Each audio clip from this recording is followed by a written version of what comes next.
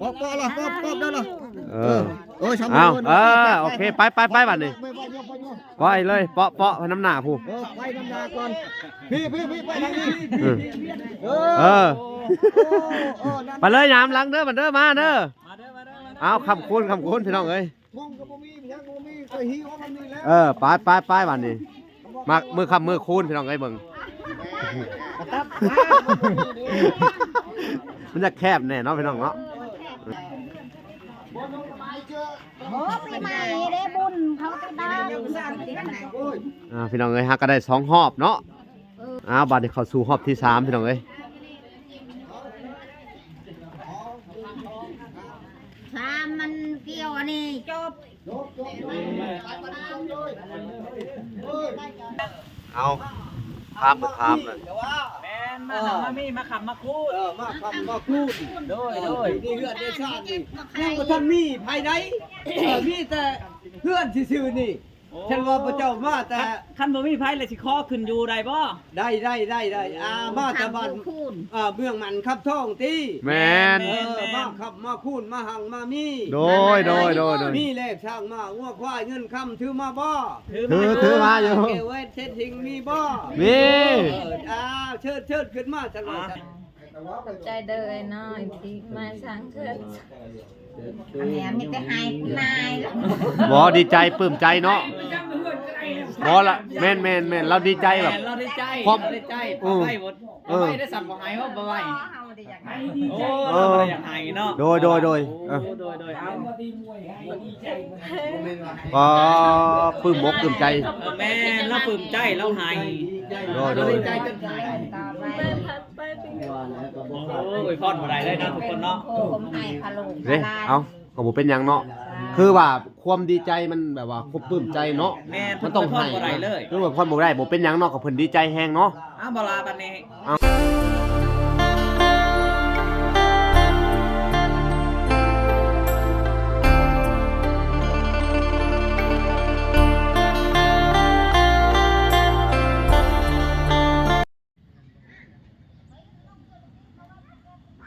โอเคเนาะทุกคนเนาะกราบสบายดีพ่อแม่พี่น้องเบิดสู่ผู้สู่คนเนาะกันยินดีเข้าสู่ช่อง YouTube เบาหลาสายบุญคุณธรรมคือเก่าเส้นเคยเนาะทุกคนเนาะทักทายสบายดี FC ทางฝั่งไทยและ FC ทางฝั่งลาวและ FC ทางต่างประเทศนำเด้อพี่น้องเอ้ยเนาะกราบสบายดีพ่อแม่อยู่ทั้งเมืองนอกเมืองนาพี่น้องเอ้ยเนาะพบกับบรรยากาศยามเช้าๆก็คือเป็นมื้อสันวันดีของทางป้าใบและก็เพิ่นเนาะพี่น้องเนาะก็จะได้มาขึ้นเฮือนใหม่เพิ่นพี่น้องเอ้ยมือสันวันดีมื้อนี้ก็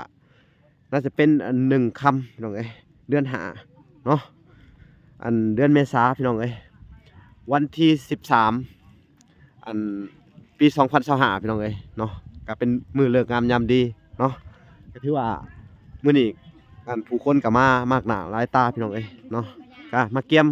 ขึ้นเฮือนขึ้นชานทางป้าใบกับเพิ่นเนาะพี่น้องเนาะเอาพี่น้องเอ้ยเฮือนก็เสร็จเป็นที่เรียบร้อยเนาะก่อนอื่นเบิดก็ต้องขอบบุญขอบคุณมายังผู้ใหญ่ใจดีคือเอ้ยน้อยจาก USA พี่น้องเอ้ยที่ว่าอุปถัมภ์ค้ำชูทางครอบครัวป้าใบแล้วก็ทั้งเพิ่นพี่น้องเฮ็ดให้เพิ่นมีเฮือนมีศาลอยู่เนาะต้องขอบบุญขอบคุณเพิ่นเนาะคันบ่มีเพิ่นก็คือสิบ่มีมื้อนี้เนาะพี่น้องเนาะก่อนอื่นเบิดก็อยากให้เพิ่น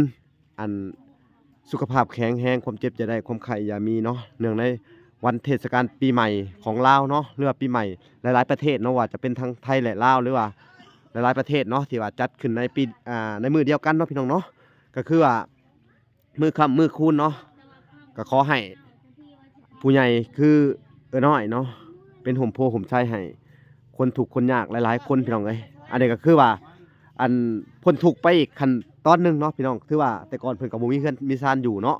แต่ปัจจุบันนี่ก็ถือว่ามีเฮือนงามพี่น้องเอ้ยก็เบิดงบไปหลายล้านเติบเนาะพี่น้องเอ้ย30-40หรือว่า50ล้านเนาะเอาสบายดี สบายดี เป็นจังได๋ ดีใจ บ่บ่ให้อีกบ่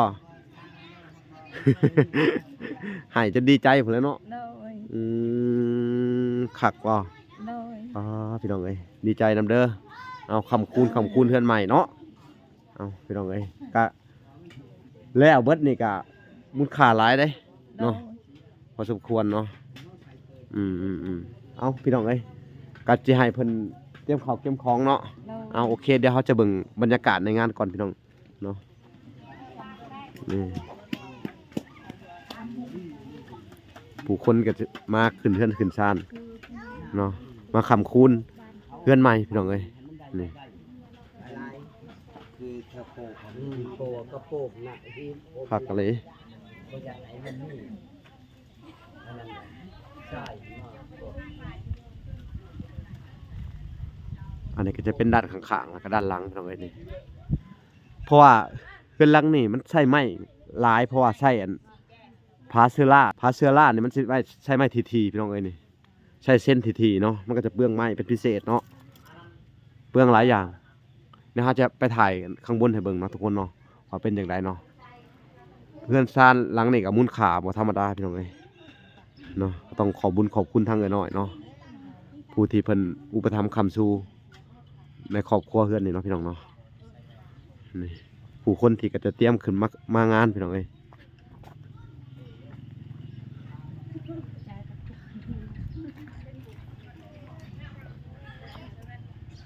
บรรยากาศพี่น้องเอ้ยนี่ผู้คนก็กำลังเตรียมตอนนี้ก็เป็นเวลา6 โมงกว่าๆพี่น้องเอ้ยเนาะเอาโอเคเนาะพี่น้องเนาะก็อาจจะเริ่มทำวิธีจักโมงต่อไปจะหน่อยนี่บ่สบายดีสบายดีก่อนสบายดีมายินดีนำมื้อนี่เนาะขึ้นเพื่อนใหม่เอ้าอันเลิกงามได้ใช่อันตาพามมีบ่ให้เป็นพามอยู่นี่ฮะเนี่ย นี่เราไปหาเก็บเอากดชิโยนคิมมาลิมจิมจีจะหน่อย โดยหามาฮิตอันนี้เนาะพามเนาะโดยขึ้นจักโมงละบัดนี้จะหน่อยนี่บ่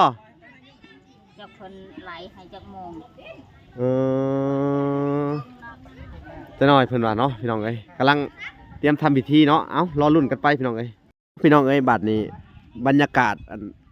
ยามเช้าๆนะพี่น้องกันเริ่มจะเฮ็ดพิธีขึ้นเฮือนใหม่แล้วเนาะทั้งอันพราหมณ์เพิ่นเนาะพี่น้องเอ้ยก็จะได้พากันมาบ้านนี่มาเก็บจับเสือจัดหมอนไปเอาเสือเอาหมอนมาก่อนเด้อเอาพี่น้องเอ้ยนี่บรรยากาศยามเช้าๆเนาะ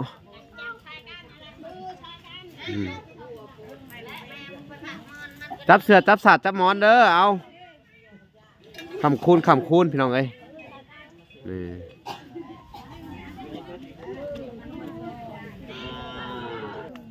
เอาพี่น้องเอ้ยนี่ก็จะให้ทางป่าใบเดินนำหน้าพี่น้องเอ้ยจะภาพในเฮือนเนาะก็ถือว่ามื้อนี้ก็ผู้คนก็มาหลายเด้มีจ้องมาแล้วพี่น้องเอ้ยนี่ขายถุงโอ้ยเทิงผู้ถุง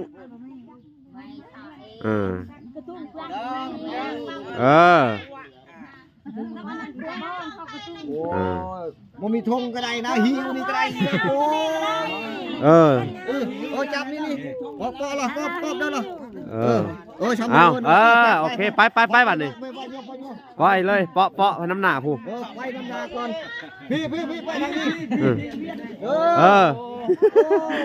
ไปเลยยามหลังเด้อบัดเด้อมาเด้อเอาคำคูณพี่น้องเอ้ยธงก็บ่มียังบ่มีก็หิวมันนี่แล้วไปบัดนี้มามือคำมือคูณพี่น้องเอ้ยเบิ่งมันจะแคบแน่เนาะพี่น้องเนาะเราหักที่พระเจ้ากันเลยมันดักเลย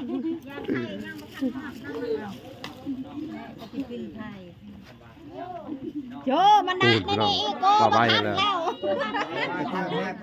ทันคนได้ช่างหอบคนได้เด้อมาทันแล้วเด้อวันนี้เด้อมันดักชี้ค่อยๆเด้อร้องไม่แทงตาเด้อนี่พี่น้องเอ้ยดีใจน้ำเพิ่นเด้มือสันวันดีมาเลยย่างไว้โอ้แน่มาจะหาพูดแล้วย่างไว้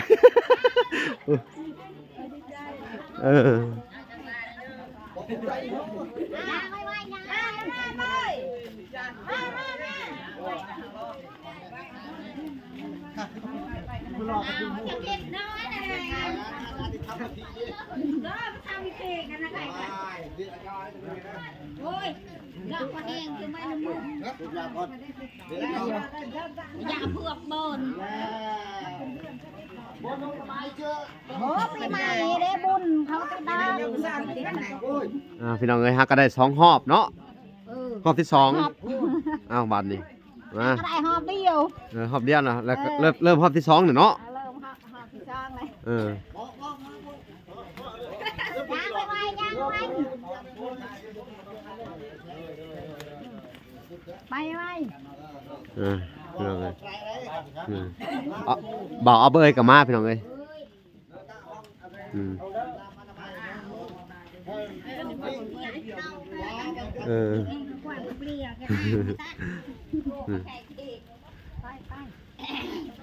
บัดนี้เข้าสู่รอบที่3พี่น้องเอ้ย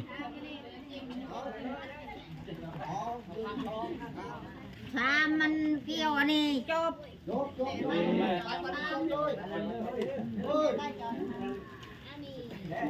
อันนี้ก็ยังไงเอ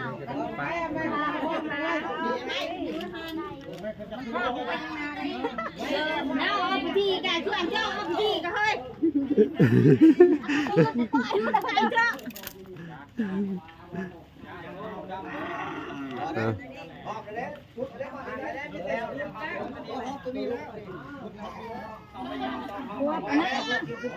พี่น้องเอ้ย3รอบพอดีเลยเพื่อนเพิ่นกะใหญ่พอสมควรพี่น้องเอ้ย6 คูณ 6อ้าวบ้านพามบ้านมันข้ามท้องคุณพ่อแม่นเอาพามเลยแม่นมามีมาขับมาคูดมาขับมาคูดโดยนี่เพื่อนในชาตินี่ยังบ่ทันมีภายในมีแต่เพื่อนซื่อๆนี่ฉันว่าพระเจ้ามาแต่คันบ่มีไผเลยสิขอขึ้นอยู่ได้บ่ได้มาแต่บ้านเมืองมันขับท้องตีแม่นมาขับมาคูนมาหังมามีโดยมีเลขช่างมางัวควายเงินคำถือมาบ่ถือมาอยู่เกวเช็ดทิ้งมีบ่มีเชิดขึ้นมาฉันว่าฉันเอาเบยกันมาพุ่นขึ้นไปปะไว้โอ้ขึ้นเพื่อนใหม่พี่น้องเอ้ยเอาพวกใหม่ปล่อยแล้วล่ะโอ้ยขึ้นเพื่อนใหม่แล้ววันนี้มาขึ้นน้ำกันเด้อพ่อแม่พี่น้องเนาะก่อนหังกดมีเด้อนี่เด้อโดยชาวกดมองพุ่นทิมไปพุ่นว้าโธ่พี่จังนะว่าท่านเย็ดก่อนเผาก่อนมองท่านจังกว่าจะเลยพื้นมันไปกว่านี่พี่น้องเลย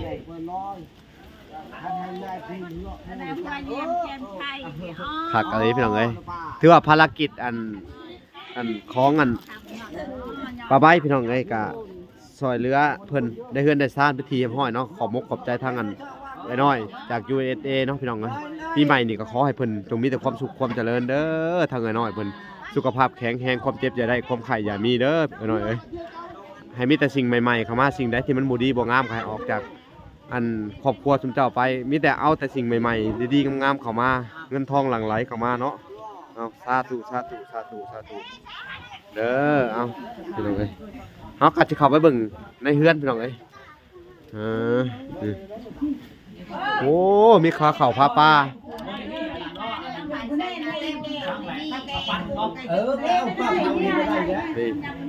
ขาเข่าพาปลาพี่น้องเครื่องหวานของข้าวมีเบิดเนาะบ่มีอันนั้นเนาะบ่มีอาหารมีแต่อันของหวานพี่น้องเอ้ยเอาเป็นเพื่อนใหม่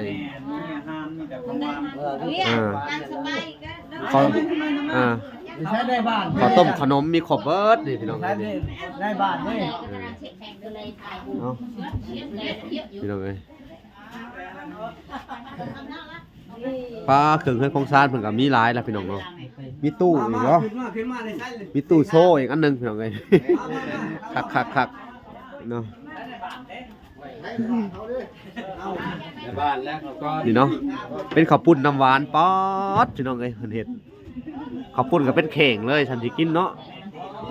กินเต็มที่เอาเด้อนี่พี่น้องเอ้ยอันนี้ข้าวปุ้น นี่ และเอาเลยเนื้อหมูทับพันไหมบ้าง ตาแล้วชักมีใหญ่อยากว่าทันเด้อเอาเข้ามานั่ง เอาคงหมดแล้วบ่ญาติพี่น้องเฮา พูดยับเขาไปพูดยับไปพูดนะยับกันยับเขา นักเข้าไปพูดนะพี่น้องเอ้ยสองไอ้น้องเพิ่น ครับว่าจ้องๆกันทั้งแก่ทั้งอำนาจการปกครองให้เจ้าได้บาดนี่เป็นเดือนเจ้าได้เป็นเดือนของเดือนพูดเดือนห่างเดือนปีและจะดีต่อไปให้เขาเอาบุญคุณแต่จะให้จะถึงให้ความเจ็บจะได้ความไข่ให้อามีให้เจ้ามีคุณได้ได้ก็ให้ขอได้สมบัติความปรารถนาให้ลูกหลานนี้อามีอายุวันโนจุคังพลังเด้อ สาธุเด้อมันยืนเอาขอบคุณ ใช่ละบัดนี้บอกท่านบอกปันบอกได้มาบอกปันบอกเอาบอก มา ปัน ใครลูกเต่าเขาเย็นผู้ชายให้หัน บอ แล้ ก ว ให้เล่าบอกปันบอกให้เล่า โดยนี่ปีตีเอากันแหล่คือข้าวนี่น้ำเต้าเราติดแล้วคือข้าวติดต่อไปโตก็ให้อยู่ชุมกินเย็นความติดจะได้ความไข่ได้เด้อ ตั้งจิตตั้งใจ ความเจริญ มีเพื่อนมี ตั้ง ชาติ ใจเถียงได้บาทนี่คือข้าว ลูกเต่าเขาเย็น ทั้งบ้านทั้งเมือง และทั้งบ้านทั้งเมืองทั้งเจ้าทั้งนายคนมาช่วย คำคูณมุ่นขึ้นเตนิสไปความเจ็บจะได้ความไข่ใหญ่นี่ขอให้มีแต่อยู่วันโนจุคังพลัง อันนี้ก็เฮาอยากบอกปลาใบอีกทีนึงแล้วก็บอกทั้งปลาเพิ่นแล้วก็บอกหลายๆคนทั้งพี่ทั้งน้องมากครบหน้าครบตาอะไรแม่นบ่ก็เลยอยากบอกว่าเพื่อนให้อยู่นำกันจังหน่อยผัดสิว่าพิษเที่ยงกันว่าเพื่อนคนนั้นคนนี้บ่แม่นได้พอ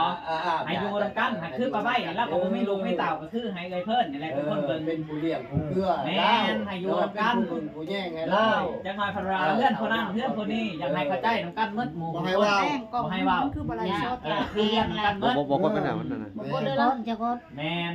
ให้อยู่นำกันหมดอันแหละ ชอบเลยน้อง เอาบัดนี้สาวบัดนี้พอทันให้เล่า ใส่นี่ ปืนติ๊บเข่าเลยเอ้ยปืน พูดฮะ ติ๊บเข่า โอ้ยโทษเด้อ เอาราสลา เอาเข่ามาได้บ้านเข่ามาเข่ามาใกล้ๆกันเข่ามาจับนี่จับเลยหูจ่ายจุ๊บ มาแต่ นี่คดีมาซาแล้วบ่ อ้าวชา จ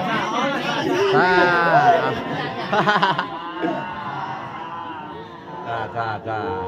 ใหญ่ใหญ่บ้านใหญ่ใบเคยใหญ่มีใช่ไหมก้อนยังหอดก้อนมันได้เพื่อนลังหนีได้ไม่เจ้าได้เป็นผู้เจ้าไปอยู่ให้แก่ยัน เป็น นั่ จอมเป็นจอมได้ติดต่อไปกับลูกกับหลานกับน้องกับนุ่งเด้อทีนี้ต่อไปให้โตกันนี่วันนุ่งจะมุงเจ็บยายฮอกยายวิ่งนะ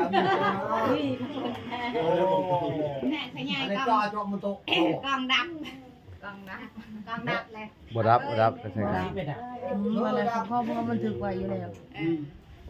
มาหัวหน้าแน่นอน อ้าวผูกคอยแล้วบ่เนี่ยฮะ หัวหน้าแล้ว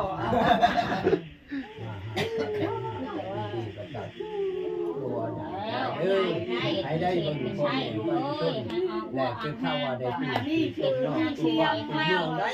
ให้ได้มีสีเสียงเลี้ยงน้ำจะดีจะไปความคิดจะได้ความไข่ใหญ่นี่ เอามาเวลา พอให้คิดกันพอเว้นก็จะมีเงินคำแก้เว้นนะพอได้โน่ แม่ไปก็ได้ มาใครว่าเป็นว่าบ่ได้บ่ออม ก็จะผูกแขนให้ทางเจ้าภาพพี่น้องเอ้ยคือต่อไปเนาะก็เป็นเงินอยู่50,000กีบพี่น้องเอ้ย มา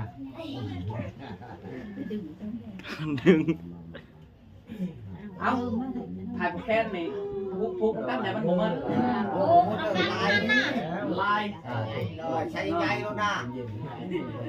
ชื่อโพด เอาประมาณ เสียมากโลตะเรีย พอแล้วนี่โป้ลายโบนี่แต่ความจุ ผูกให้มันหมด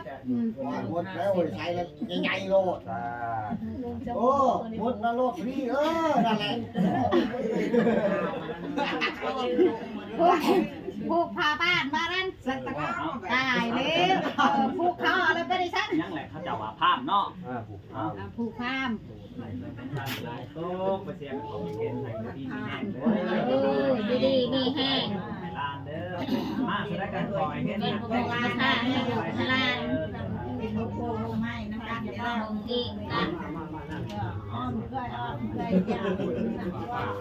จะเจ้าซื้อออนไลน์จับทางที่เนี่ยสิเก่งๆนะแล้วก็แหละเป็นอีเอาห้องใหญ่ๆนะขึ้นแล้วก็ลงพี่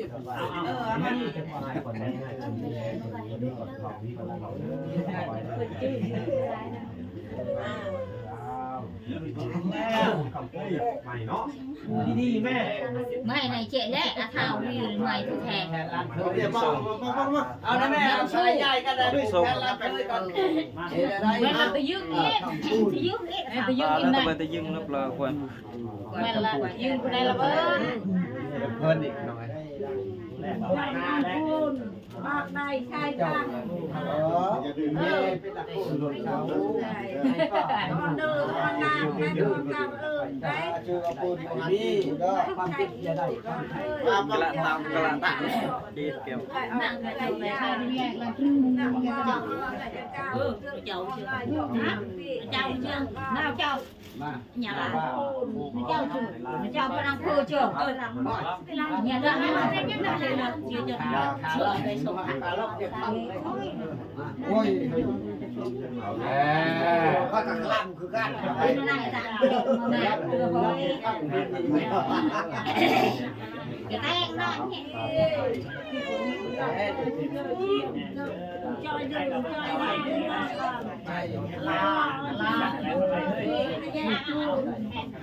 นี่แต่ก่อน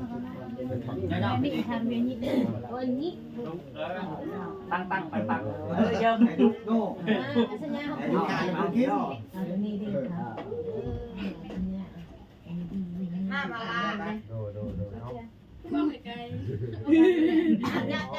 mà cho chàn cà bò xài chàn kia chọc chàn nó sờ bay có mi cơ ที่เดือนเข้ามาถึงต่างเลือดพ่อแม่เลยเนาะได้ใครมีได้ความดีงามโตแล้วเป็นผู้เบิ่งครับนี่ตะมกอะไรใน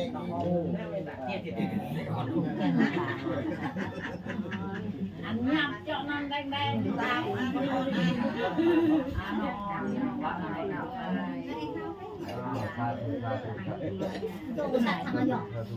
เอาใช้ผายเอาย้ายทางล่างเลยจะทำผูกทางหลอด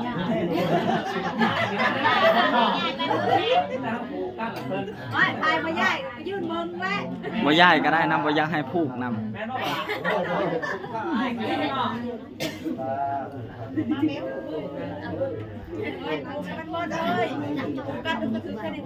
คันนึงกระถึกเลย phụ rồi แบบนี้ดอกบ้านเฮาเราผูกไข่มันบ้านเฮาเราผูกไข่เพราะผูกมันเลย คนชีวิตชีวิตอะไรเลยนี่ที่วัดพูดออกหูก็ตัวช่วยเมลับหูนี่ตาชาววัดจุนี่คนจะเข้าได้ลอยแข่งน้ำจับป้อง lại khe là tiền bực chứ là mày xẹt chọc tao ngà coi ăn เอาไปผูกไปเท่ากันบ้างเลยครั เอา บ ผมไปถามว่าถามว่า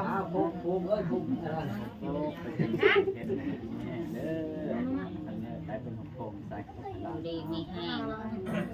tạo khảo dền เดี๋ยวถ่ายผูกกันนะ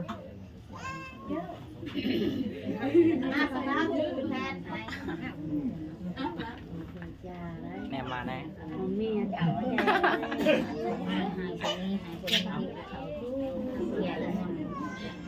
khởi dài cho đi mì hàng tê có gì tạo khảo dền tạo khảo khởi ơn khởi dài cho đi mì hàng แล้ว เจ้ามาเด้ออ้าวคำพูดเด้อไปร้านเด้อไปร้านเด้ออยู่เรื่องใหม่คำพูดต้องพูดอยู่หลังตรงชาถูกเอา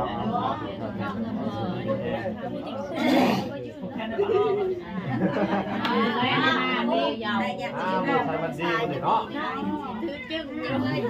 มีพออยู่ใกล้เด้อไป คนกินอะไรเด้อกินกระบาลเด้อ สายไปข้างแก้เลยยอมดูน้ำน้ำลาน คนเอาเนาะ ขอเท้าก่อนมาแม่ให้เท้าเนาะ พี่น้องเอ้ยบรรยากาศเนาะโอ้ถือว่าให้อาเบยเป็นมือกล้องให้พี่น้องเอ้ยเนาะมื้อนี้ก็มาคำคูณขึ้นเฮือนใหม่ทั้งอันปลาใบเอ้ยเพิ่นพี่น้องเอ้ยบรรยากาศก็ถือว่าเฮือนหลังนี่เนาะพี่น้องเนาะมันสิเปลืองเส้นเนาะเปลืองเส้นไม้นี่สิใช้หลายกว่าหมู่เนาะพี่น้องเนาะไม้เช่นนี่เพราะว่ามันพาเซร่าเนี่ยมันสิเปลืองไม้เส้นนะพี่น้องเนาะเราต้องเห็นหนาๆมูลค่าของเฮือนนี่ก็โอ้ยหลายล้านพี่น้องเอ้ยก็สิตกอยู่ประมาณ 3-4 พันดอลพี่น้องเอ้ยเนาะดอลลาร์ก็ต้องขอบมกขอบใจทั้งอันเอ้ยน้อย USA พี่น้องเอ้ยผู้ที่เพิ่นอุปถัมภ์ครอบครัวยากจนพี่น้องเอ้ยครอบครัวคนทุกข์คนยากเนาะขอให้เพิ่นจงมีแต่สุขภาพแข็งแรงความเจ็บอย่าได้ความไข้อย่ามีเนาะเนื่องในเทศกาลปีใหม่ก็ขอให้เพิ่นมีแต่สิ่งใหม่ๆเข้ามาเนาะอันในเมื่อเพิ่นซอยซำนี้ขอให้เพิ่นคืนกลับมาเป็นหมื่นเท่าพันเท่าล้านเท่าสาธุสาธุเอ้าพี่น้องเอ้ยนี่ คือดูผู้หน้าผู้อยากฟังเป็นดีชมดีชมทั่ว แน่นขนาดพี่น้องเอ้ยคนขึ้นบักกะหลายเนี่ยก็บ่เพื่อน มาชางให้ในบ้านมาย่างนี้เอาไปกระเจ้าให้ก่อน นี่พี่น้องเอ้ย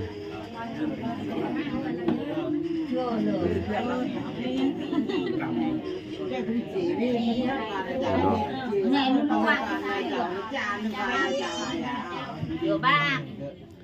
บรรยากาศก็สิประมาณนี้เนาะพี่น้องเนาะเฒ่าแก่แนวโฮมหรือว่าผู้เฒ่าผู้แก่ผู้น้อยผู้หนุ่มเนาะเพิ่นก็มาร่วมงานก็ถือว่าคึกคักคึกคืนเนาะอาหารการกินก็เป็นอันเครื่องหวานพี่น้องเอ้ยของหวานเนาะสิบ่มีอันเนื้อชัดบ่มีพี่น้องเอ้ยเพราะว่าเป็นมื้อค่ำมื้อคูณพี่น้องมื้อขึ้นเรือนใหม่เนาะ ให้ข้าวให้กินให้งานลูกค้าเด็กใหญ่มาให้เข้าในพวกนี้จะใช้ที่ยุคของเริ่มไม่ใช่ขนาดบัวแก้วเพียงแก้วเพียงว่าใกล้ๆเอาละใกล้ๆ เอ้าพี่น้องเอ้ยมื้อนี้ก็ได้เสร็จพิธีเนาะพิธีแล้วก็แขกคนที่มาในอันร่วมพิธีงานขึ้นขึ้นเฮือนใหม่พี่น้องเอ้ยเนาะก็ถือว่าจะได้ให้เพิ่นรับประทานอันน้ำในเครื่องหวานของข้าวพี่น้องเอ้ยเนาะแต่สิบ่มีของข้าวบัดเนาะรับประทานน้ำส้มน้ำหวานเนาะมีข้าวปุ้นข้าวปาดพี่น้องเอ้ยเนาะมือฉันวันดีเอ้าสาธุสาธุนำพี่น้องเอ้ยนี่เนาะพี่น้องเนาะทางเฒ่าแก่แนวโฮมถึงทางคณะบ้านหรือว่าทางในบ้านเพิ่นเอาพี่น้องเอ้ย เอานั่งกินกับปุ้นกับปาดเลยเพื่อนย่ออาหารอาหารกับข้าวกับน้ำพี่น้องเอ้ยมาให้ทางอันเฒ่าแก่ในโฮมกินหน่อยเอาพี่น้องเอ้ยเอากินจ้าเด้อเอาพี่น้องเอ้ยนี่ไปได้แซ่บบ่ แซ่บเนาะอิ่มน้ำซ้ำลาดเด้อบ่เด้อเต็มที่เลยกับปุ้นกับบักกะหลายน้ำหวานกับบักกะหลายกินให้เบิดเด้อโดย มาเฮ็ดเป็นผู้มุกประธานให้บ้านให้เมือง โอ้เต็มที่เอา ดีมุกดีใจน้ำมุกน้ำตา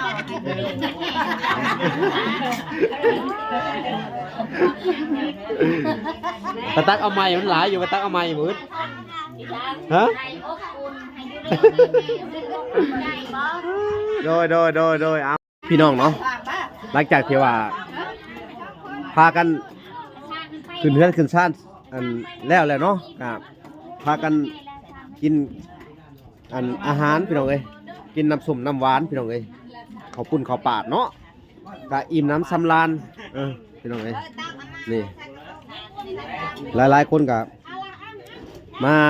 อันยินดีนำหรือว่ามาขึ้นเฮือนใหม่เนาะพี่น้องเอ้ยนี่ก็ถือว่าทางทัพแก่แนวโฮมทางอาณาการปกครองเพิ่นก็มาครบเบิดเนาะอาณาการทั้งสร้างเพิ่น3คนพี่น้องเอ้ยก็ได้มาร่วมในงานพี่น้องเอ้ยเนาะคลิปนี้นี่ก็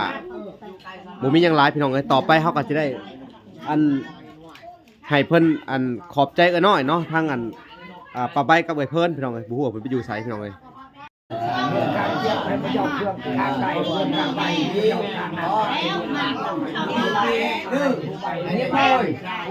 ว่าเห็ดล่ำนี่เลยล่ำต่อมาไปมาเห็ดอีกคือเขาเลยดิ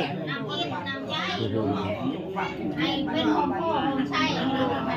เอาไล่ให้กินกับปุกก่อนกินกับปุกก็ดี ใช่ในบ้านหน่อยดูไว้ร้านนี่แหละให้เป็นบ้านเป็นเมืองลูกอบ สาธุสาธุ ให้เจ้าเป็นเจ้าใหญ่นายเต้คือคนว่าไปเห็นไปทางให้ประชาชน โดย ทุกอย่างปากมองและเห็นดีเห็นควรน้ำลูกน้ำเต่าที่มึงที่แจ้งลูกเอ้ยเป็นเจ้าใหญ่นายเต้ตัวนี้ก็ไป สาธุสาธุ ถูกมันนี่มันลูกมัน โดยเอ้าพี่น้องเอ้ยก็จะได้ไปสัมภาษณ์ทั้งสองไอ้น้องเพิ่นต่อพี่น้องเอ้ยบาดนี้โดยสวัสดีเอ้า สวัสดีน้อยอยู่ดีแมงเด้ออันมีแต่ความสุขความเจริญเงินไหลนองทองไหลมาเด้อสาธุ เอาทุกคนบัดนี้เฮากะสิให้เพิ่นขอบใจทั้งเอ้ยน้อยทั้งเอ้ยน้อยแม่นบ่ล่ะ แม่น อยากได้อันให้เพิ่นขอบใจทั้งเอ้ยน้อยดีใจบ่ ดีใจ ดีใจบ่ใบทั้งนี้ได้อซะเอาขอบใจให้เพิ่นได้ดูอวยพรให้เอ้ยน้อยเพิ่นแน่ ใจเด้อไอ้น้อยที่มาสร้างเทือน อันนี้มีแต่ให้นายแล้ว บ่ดีใจปลื้มใจเนาะบ่ละแม่นเราดีใจแบบ เราดีใจ พร้อม เราดีใจบ่ใบบ่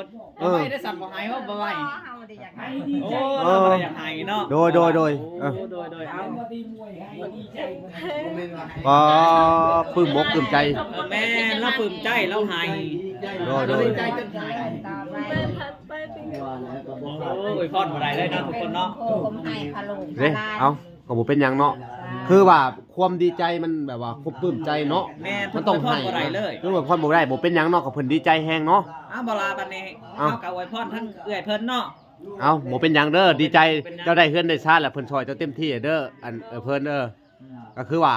ในมื้อนี้เจ้าก็ชำว่าประสบความสำเร็จอีกครั้งหนึงเนาะหรือว่าเพิ่นคือผู้ใหญ่ใจดีคืออย่างน้อยนะเราเห็นจุ๊บเจ้าถูกข์ยากเนาะ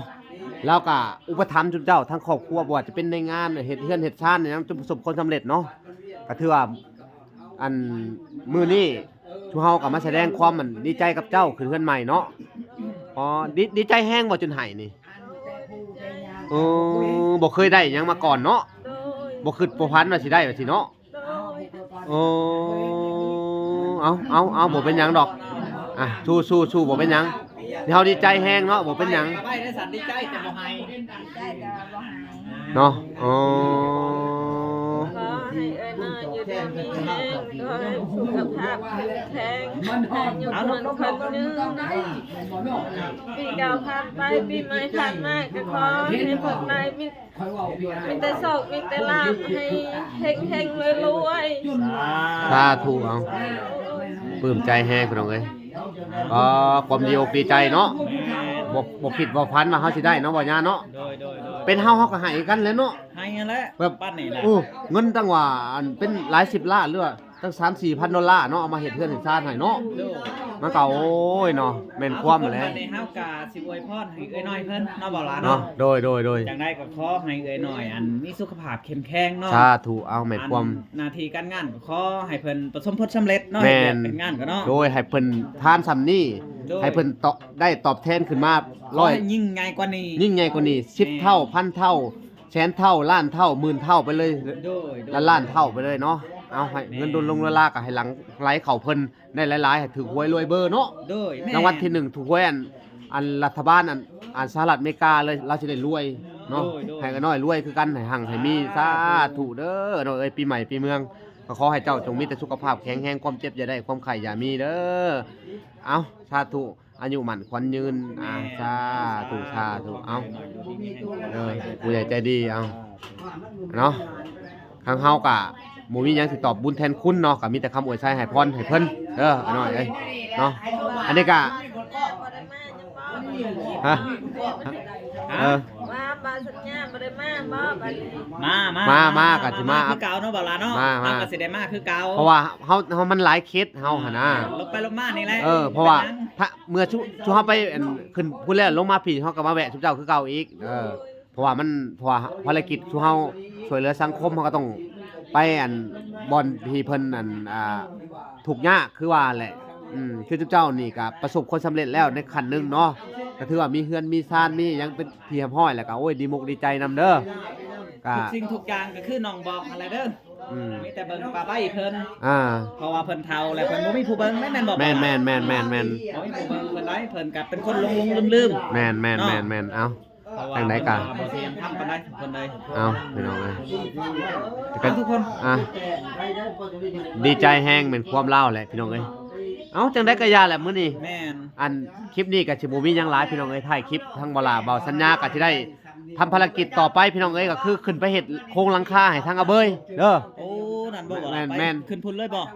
โดยเฮาก็สิได้เพราะเฮาติดข้างภารกิจเฮาต้องไปจ่ายค่าสังกะสีแล้วก็ค่าตะปอกตะปูค่าสร้างเพิ่นเด้อ